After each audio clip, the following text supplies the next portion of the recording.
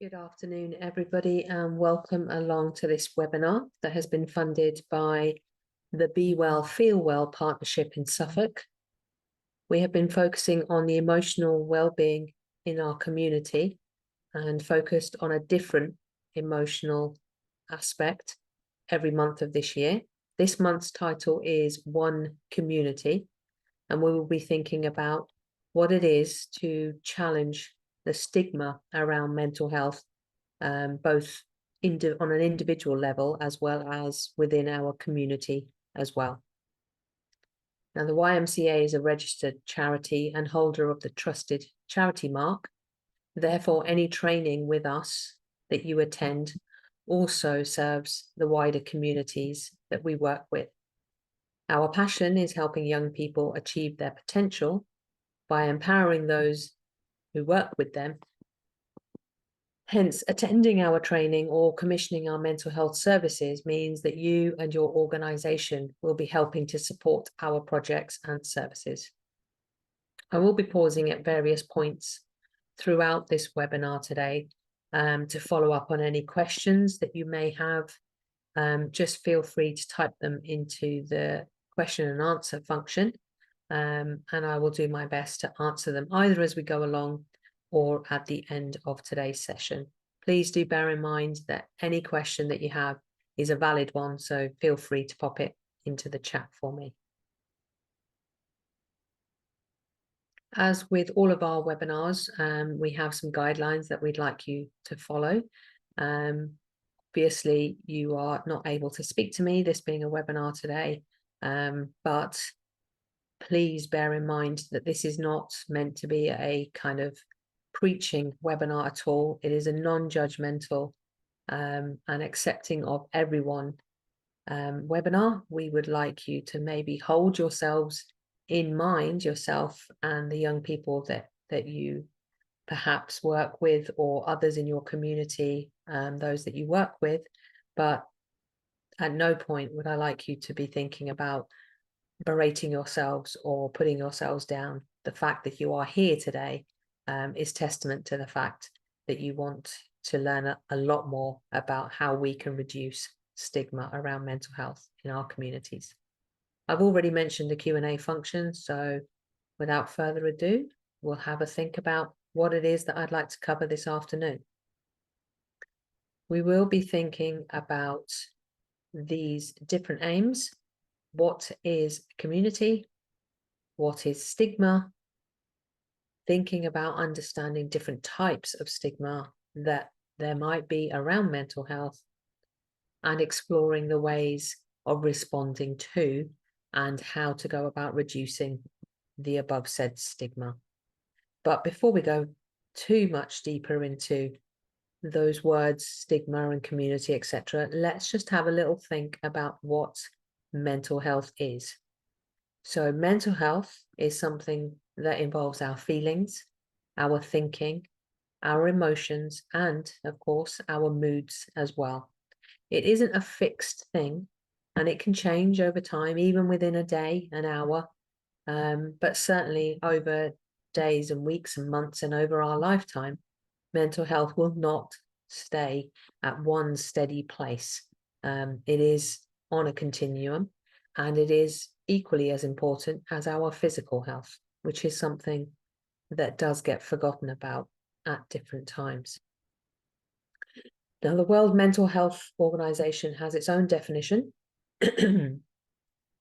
Mental health is a state of well-being in which every individual realizes his or her own potential, can cope with the normal stresses of life, can work productively and fruitfully, and is able to make a contribution to her or his or their, I guess, community. And that's taken from the World Health Organization, as I say, in 2014. Deteriorating or poor mental health would obviously be the kind of opposite of what they are talking about here. This is a state of good mental health, where one is able to respond and react in a measured way to the situations around oneself. Mental health can impact so many areas of our lives, as I've said already, how we feel about ourselves and the people around us. Our mental health is actually impacted by what we're thinking about ourselves, those around us, how society treats us, and experiences that we have had along our journey to whichever point we are at now. Now, I've got some statements here for you. I'd like you to have a little think about whether you think that they are myth or fact. They are all linked to mental health. So people can completely recover from a mental illness. So just take a couple of seconds to have a think about whether you think that might be the truth or a complete and utter myth. That is, in fact, true. It is possible to completely recover from several mental illnesses. People aren't discriminated against because of mental health problems. I think we can probably all guess that that one is actually a myth. If it was true, and I wish and hope and pray that one day that will be true of our society, we wouldn't need webinars such as this on thinking about how to reduce that discrimination and stigma around it. But unfortunately, at the moment, that is very much a mythical statement.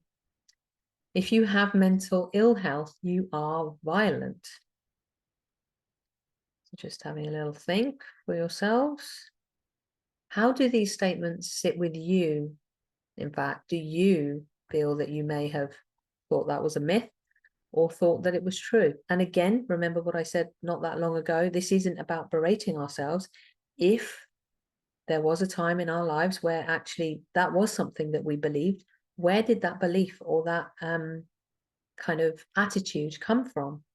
It's about questioning and thinking a little bit deeper rather than feeling bad about it. Thinking about, was that a societal thing? Was that how we grew up? Was there a different time where actually some of these statements would have felt as if, yeah, that is true, and that is how people that may have a mental illness are behaving or would behave towards us. Everyone has mental health problems at some point in their life. Absolutely true.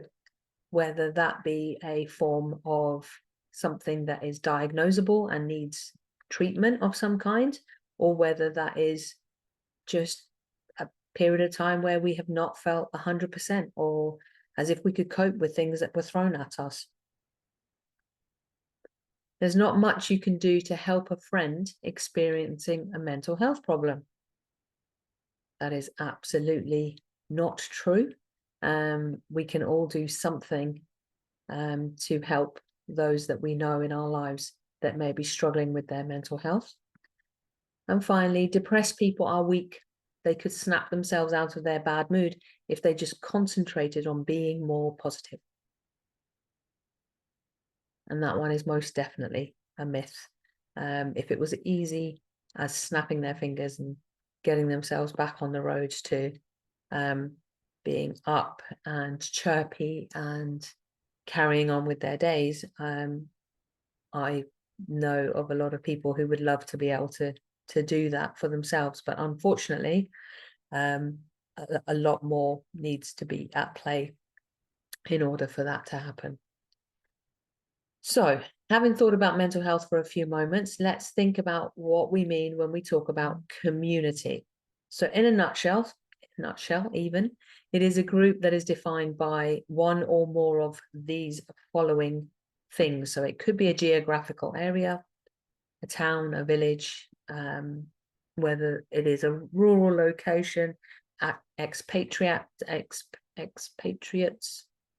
expats, should have just gone with the shortened version in the first place.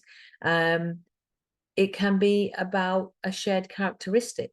So it might be an age group, it might be a profession, sexuality, or race. Or people with a range of people with an interest. So a range of individuals that are actually drawn together by a particular thing that links them rather than a characteristic or a geographical location. That could be as straightforward as people with similar viewpoints on politics or gardening, etc. So there are lots of different ways that we can actually categorize community, and it can actually have a different meaning for everybody as well.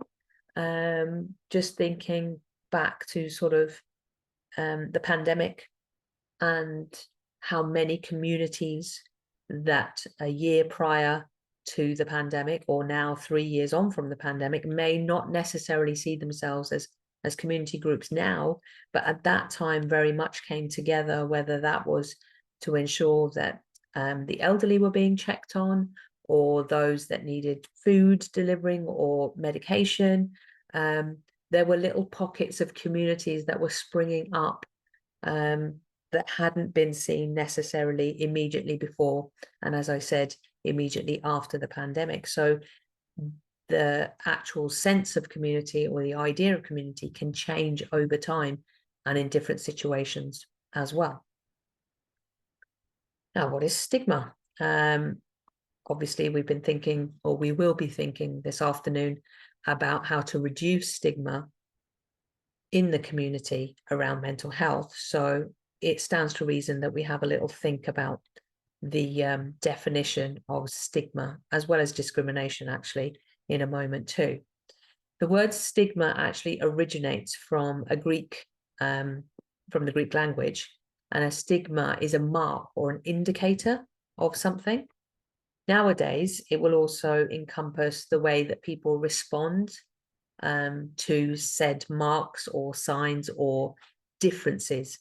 It can be different according to which group you belong to, but usually stigma is a negative association.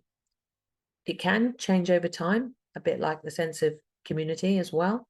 For example, the stigma of divorce has decreased massively in the UK, probably in the last 50 years. But in many other countries around the world, it is still very much stigmatized as a negative thing, or definitely a last resort for something. Now, these marks that we're talking about, they could be visible things, such as the way that somebody dresses, so clothing, maybe their hair.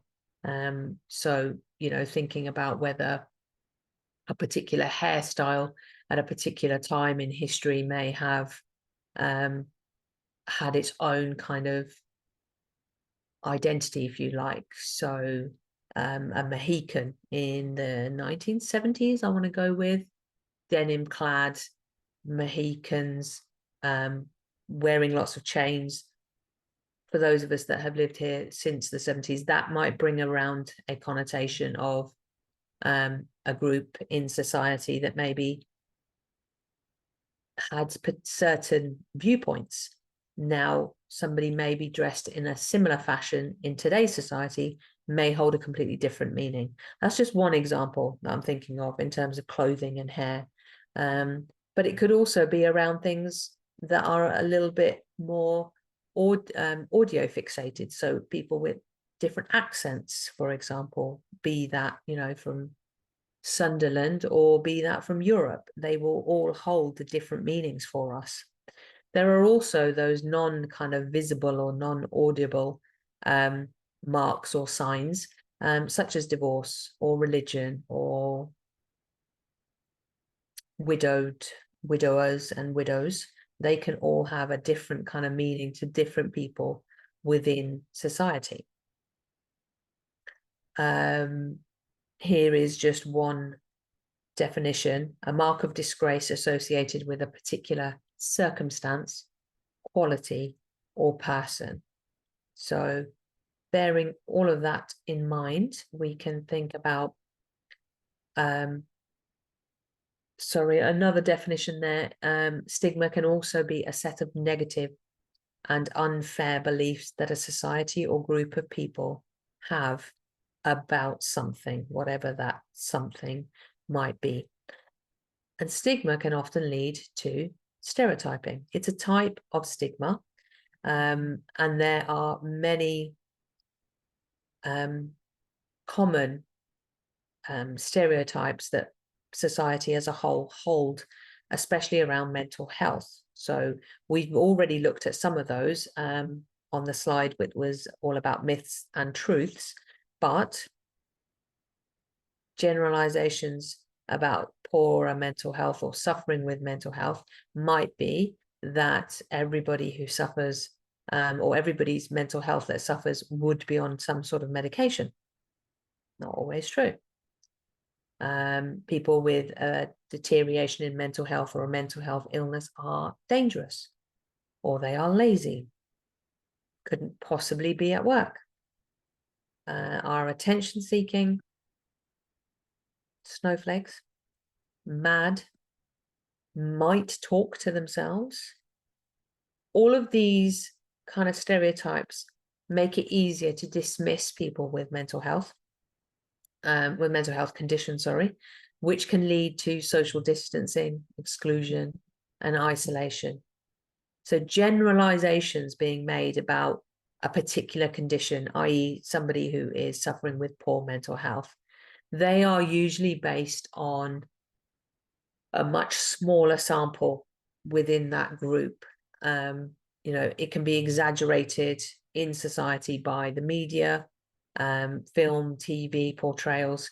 And in this day and age of social media, things can actually spread a lot more widely than they used to be able to as well. So we may never have come across anybody who suffers from a particular mental illness, but we will probably all have an opinion about how that person would act or how they might impact our lives, even though we've never actually met anybody with that, because of the way social media and movies and other such like may well portray them.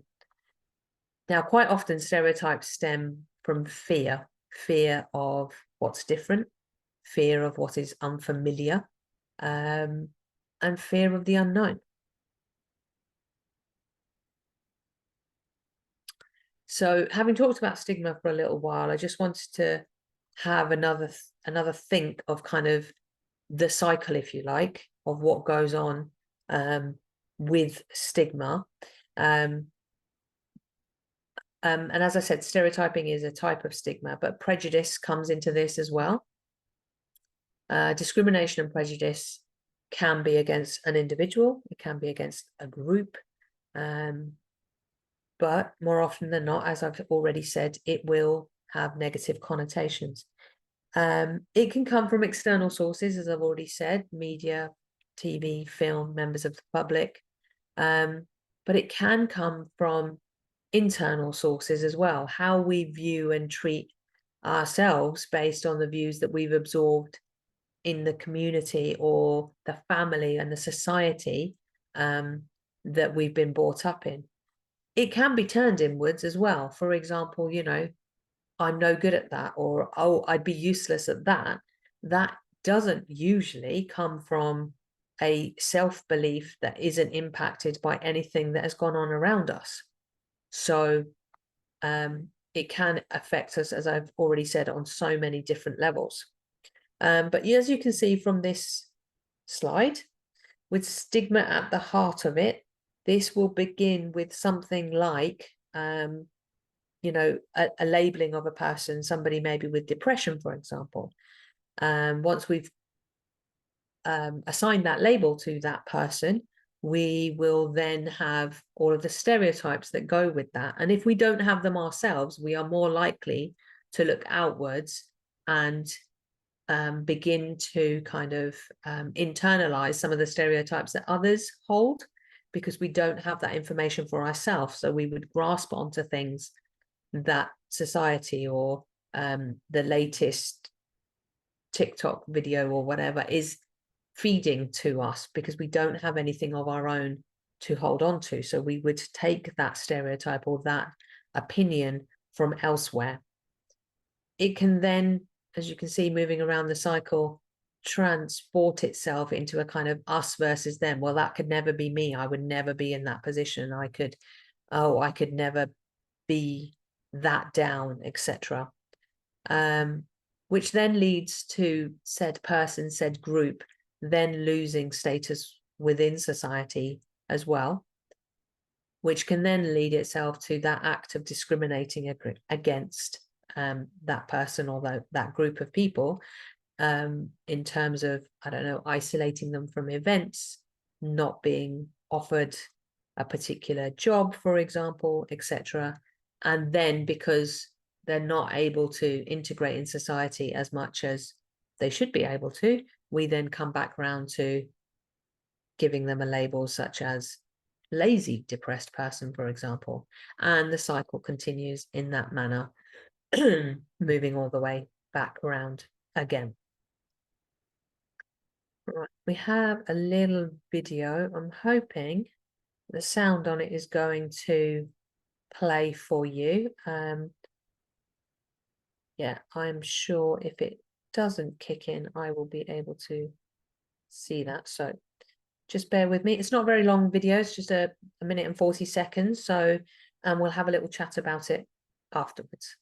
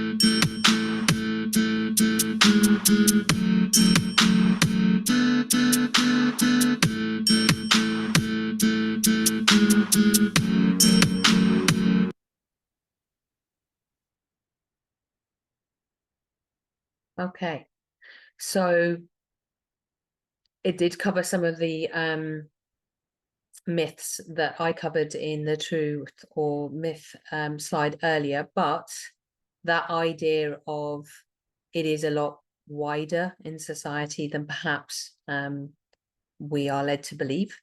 It isn't something that is easy to spot or something that should be kept behind closed doors. So that idea of talking about it and making it much more commonplace, that in itself would do masses to start to reduce the stigma around mental health, deterioration and illnesses, etc.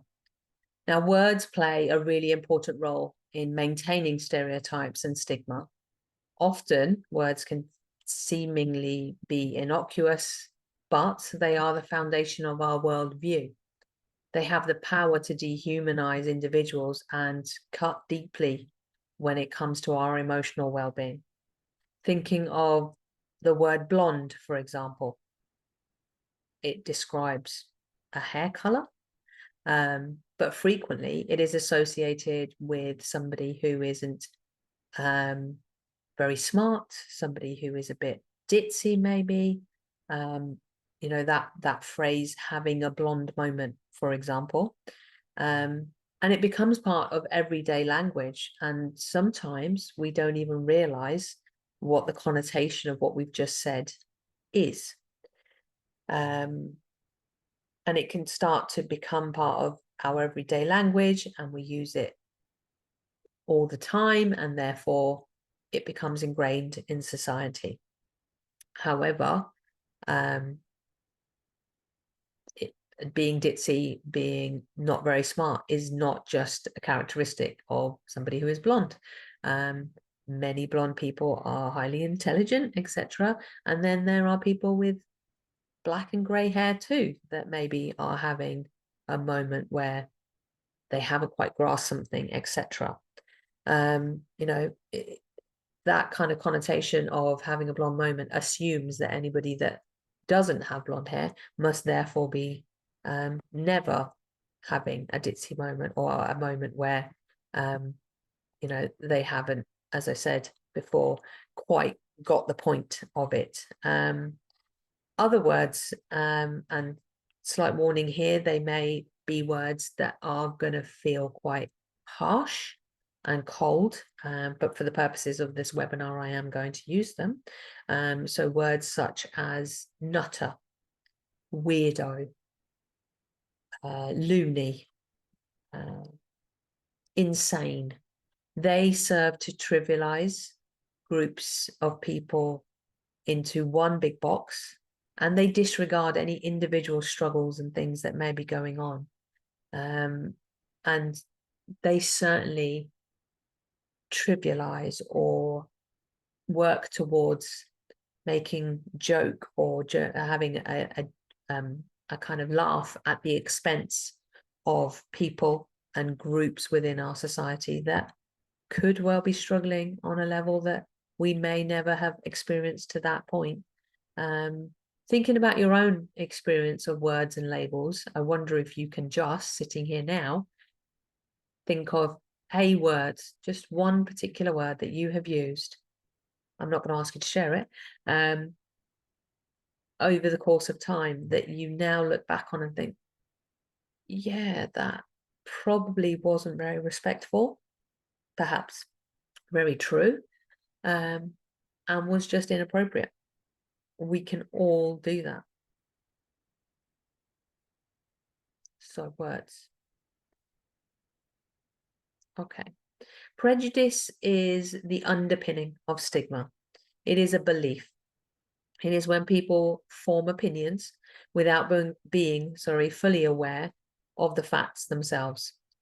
It serves to create distinction between groups, labeling one to be less valuable, and it can often add fear and myths around a person or a group of people. Prejudice makes it easier to dismiss people that have mental health conditions, which can then lead to social distancing, exclusion, and even isolation. People with lived experience of mental health conditions frequently encounter prejudice in their daily lives, and it has a negative impact on all aspects of their lives. Fears of other people's prejudice can lead to self-isolation, for example, not applying for a particular job, or keeping oneself away from different social groups, and therefore creating that isolation seemingly for ourselves, but actually that's come from external pressures.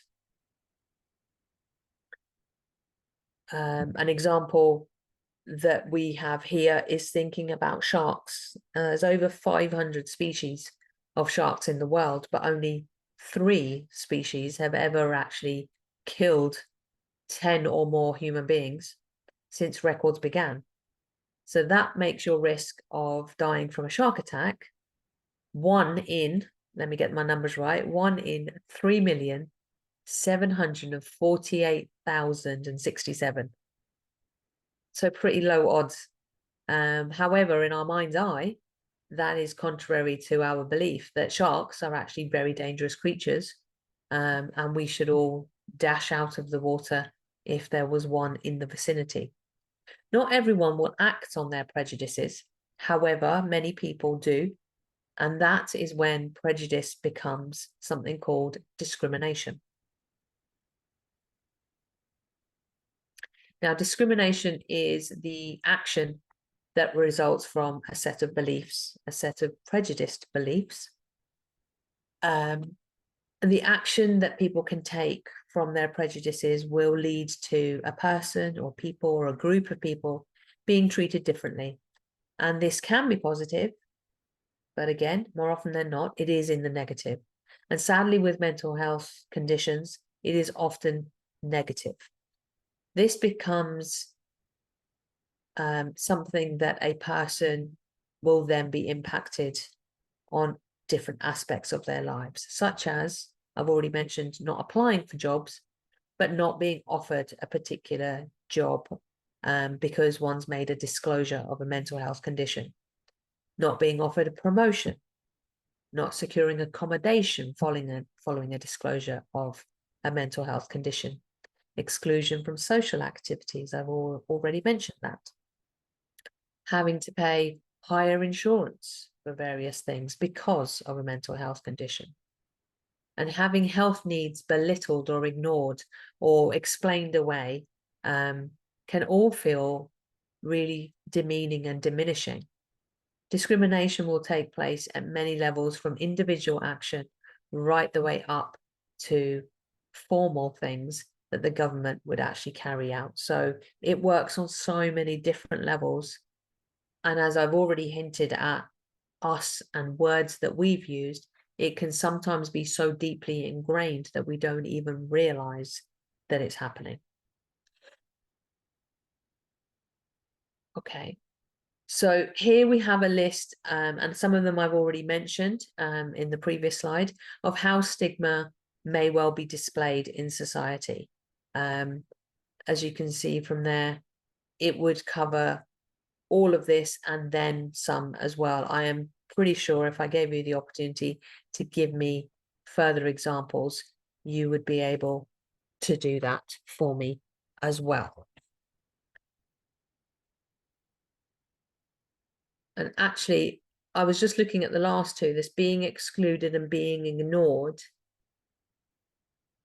Some of the examples I've given this afternoon actually kind of speak to a person excluding themselves and self-isolating themselves as you know, a means to defend against being excluded. So if an individual has had several experiences where they are excluded, they are ignored, they are ridiculed, they are made fun of, they are made to feel small, there will come a time where actually they're not prepared to put themselves continually in a situation where that might happen. So it's only human nature then to be protecting oneself and taking oneself away from these situations and not even entering them in the first place. So that kind of idea of self-isolation and not putting oneself through that again and again and again is kind of natural as well. I was just thinking back to how sometimes that can almost be used as an excuse by society. Well, you know, they haven't tried to integrate. They haven't come along to this community event, for example. But are we able to look a bit deeper into actually what might be the reasoning for that? Have we taken a step back and gone, well, is this just a natural go-to for them, or is there anything along their journey that has got them to this place to want to actually take that course of action and not be at the community event or not try and integrate in a particular group or event, etc. Okay, so what can we do about it, which is what this entire webinar is about. How do we go about reducing stigma? We know what it is. We understand that it can impact so many different levels of society as well as an individual's life.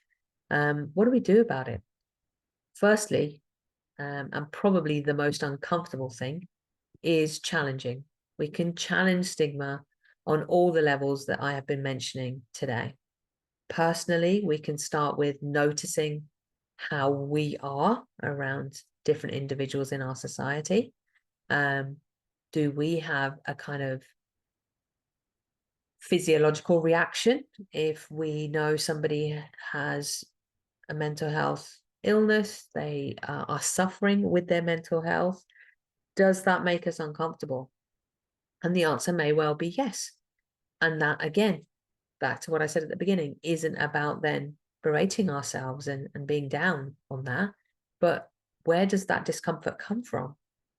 Is this something that is personal to us, or is this something that has been modeled to us? Is this because of the way society views things?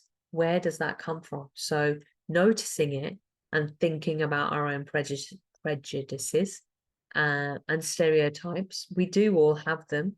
And as I've said, they may well be so deeply ingrained that actually we don't even realize that they are there, for example. Also noticing other people's actions, where and when somebody speaks or what they say or how they behave. Does that come from a place of prejudice? At the moment, all I'm saying is noticing. There's not any action involved here at the moment. The first step would be for all of us to take note of what we see, what we hear, how we ourselves are behaving or interacting with those around us, and catch ourselves when we think that there is discrimination fueled by stigma going on. This acronym here is something to maybe help scaffold your thoughts around that noticing. So stop being the acronym, thinking about, are we stereotyping people with mental health conditions or a mental health illness, or people who have poor mental health?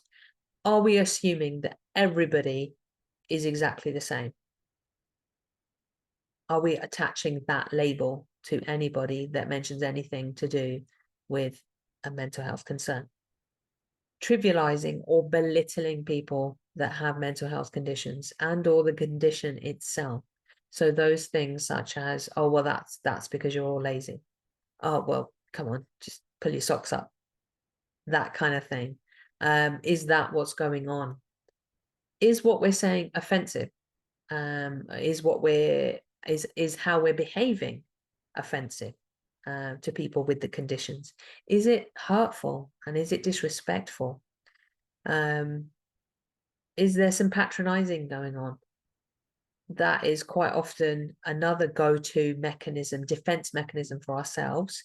As I said earlier, quite often, the unfamiliar or the unknown can produce a fear in us, and therefore we react in a particular way.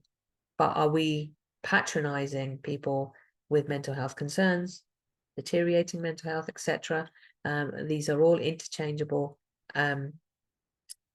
terms, but are we putting them down as if they were, not good people, that there was something actually the problem with them as a person?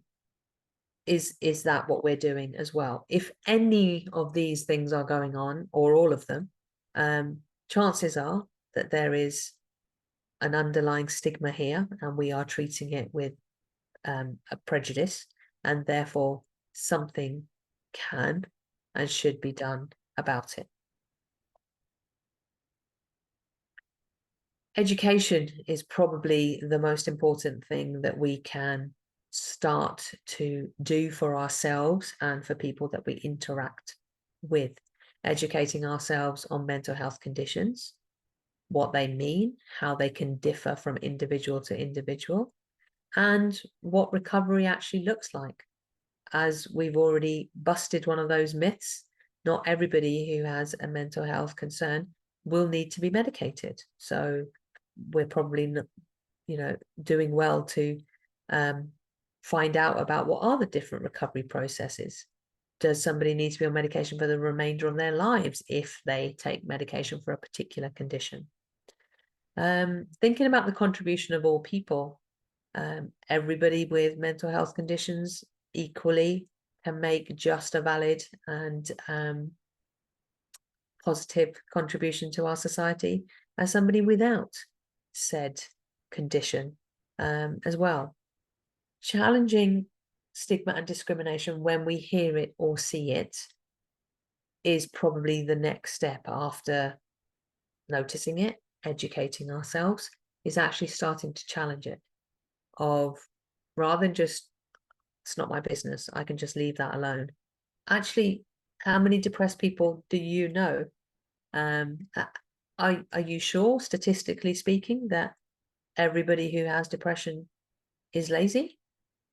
You know, these can be really difficult conversations to have, but there are ways and means where we're not being antagonistic, we're not looking for a fight, and we don't need to be equally the one that doesn't say anything. So there is a halfway house there, and we just need to use our language in a way that is more a curiosity thing, but also challenging the stigma rather than keeping quiet about it, which might be the more, what's the word, the more tempting direction to take. Having conversations, not just with people who maybe are displaying some of the stigmas, but with friends and families members and work colleagues about mental health. We all have it all of the time. On some days, right now, for example, my mental health feeling quite good. But in about 3 days' time, it may not do. And this is a conversation that we could all be having all of the time, around making it feel a little bit more part of every day, because actually it is. And you would be surprised at how much talking about it can actually give everybody permission to talk about it when it isn't feeling great, if we talk about it as run of the mill in a day-to-day space as well. And obviously I've already talked about educating ourselves and calling people out on it. So on this slide, we're going to have a think about organizational kind of level of what we can do to challenge stigma. So in the workplace, thinking about a whole organizational approach, this is a really powerful way of challenging stigma and enhancing equal opportunities for all. So we may think about raising awareness by using posters or education sessions or training. We can also participate in key mental health awareness events. We've just had, not that long ago, 10th of October, World Mental Health Day, and there is always a different theme every year. So we could be thinking around that. Also, just thinking back to the raise awareness, you know, does our workplace have, you know, an employee assistance program, for example, that offers being able to talk to somebody, counseling, talk therapy?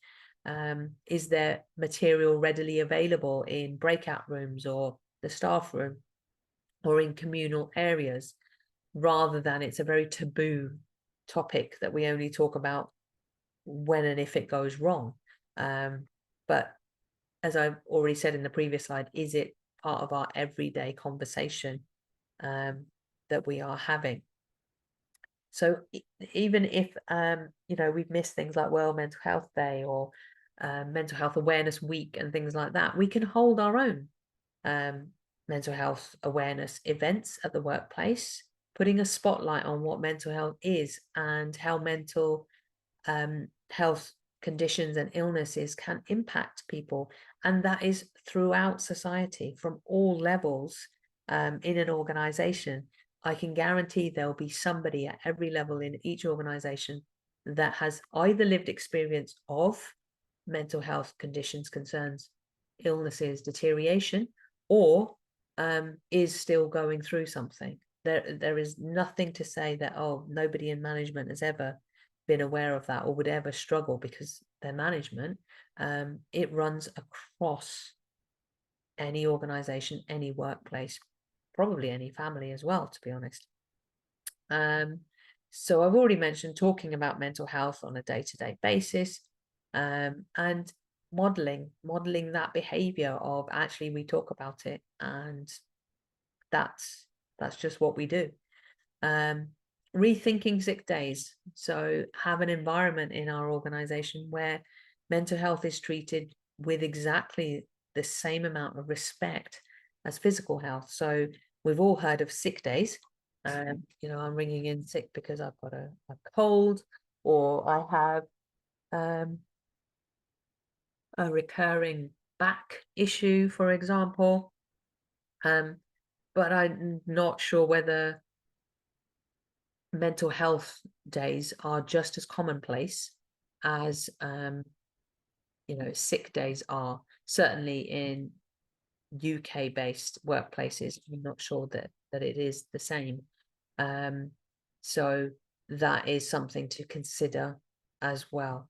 And if we are talking about taking away the stigma, then none of us should be here thinking, oh, well, that's just an excuse for someone to take a day off. If we are giving mental health the same priority as physical health, then we should be then giving people the same amount of respect, that they would know how and when to use those days as well.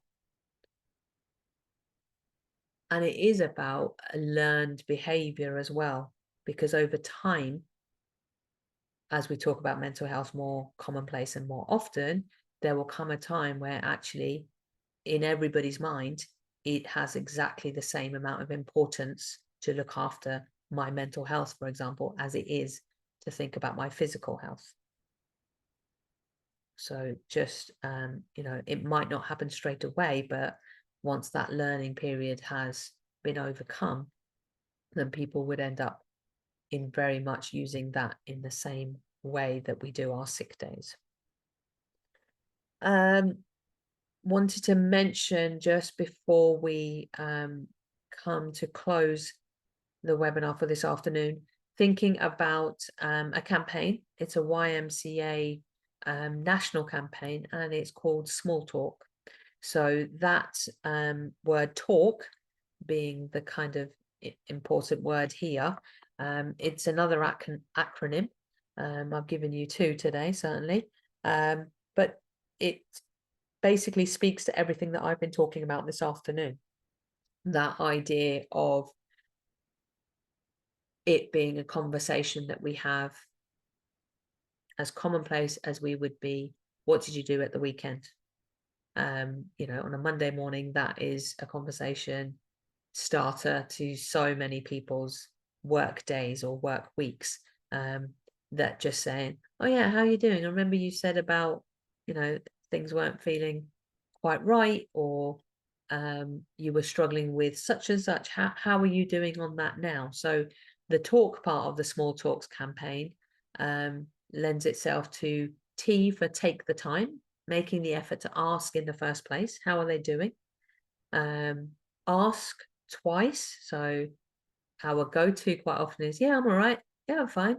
It's our instant response, but actually asking a second time may well lead to the person that you're asking that of to be a little bit more open and honest, not just with you, but with themselves as well. Because sometimes, as I said, it's a natural reaction to go, I'm fine, move on. But actually, did you really connect with yourself when your friend asked you or your colleague asked you? But if you do ask twice, that gives them the opportunity to make that connection. Learning to listen, giving people time to talk about how they're feeling. It may not come the first time or the second time. It may not come at all, but you've given them that open forum and that space to talk. And actually, something that I heard recently that I love,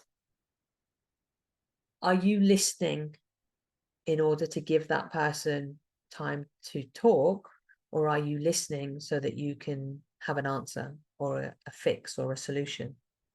Because what's preferable is to give that person the space rather than jumping in with, have you thought about trying? It's human nature again to try and help a fellow human being, especially if they're a work colleague, a family member, a friend. That's what we want to do. We want to help. But more often than not, providing a solution is not what that person is asking for or what that person needs. What they need is space to talk.